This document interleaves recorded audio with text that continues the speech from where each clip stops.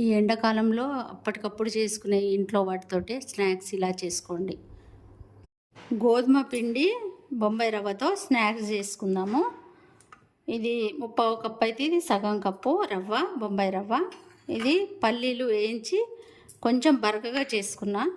ఇది ఓమ, తగినంత ఉప్పు, జీలకర్ర, శనగపప్పు ఒక 15 నిమిషాలు నానబెట్టుకున్నా. ఉల్లిగడ్డ ఒక పెద్ద గడ్డ తీసుకొని ఇలా పొడుగుగా కట్ చేశాను నేను. ఒక 2 పచ్చిమిరపకాయల తరుగు, కొత్తిమీర తరుగు, కరివేపాకు తరుగు ఇందులో వేసుకోవడానికి. ఇందులో స్నాక్స్లకి ఇవి కావాల్సినవి.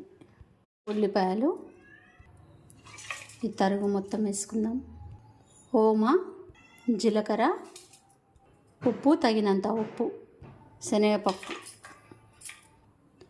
ఇవి మంచి ఇట్లా కలుపుకోవాలండి మెత్తగా.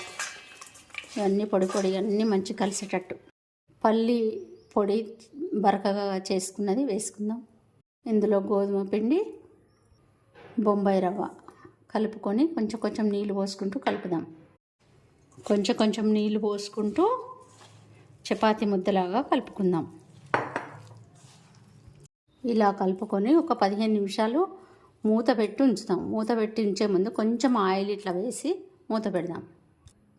ఒక 15 నిమిషాలు మూత పెట్టి ఉంచి చేసుకుందాం. బొంబాయి రవ్వ మంచిగా మెత్తబడిపోయింది. ఇప్పుడు ఇలా అయినా స్టవ్ మీద బాండి పెట్టి ఇలా అయినా వేసుకోవచ్చు. వడల్లాగా చేసుకొనైనా కానీ ఇవి చేసుకోవచ్చు ఈ స్నాక్. నేనైతే ఇలా ఒక కవర్ మీద వడల్లాగా చేసుకున్నా. ఇప్పుడు ఆయిల్ పెట్టి వేయించుకుందాం.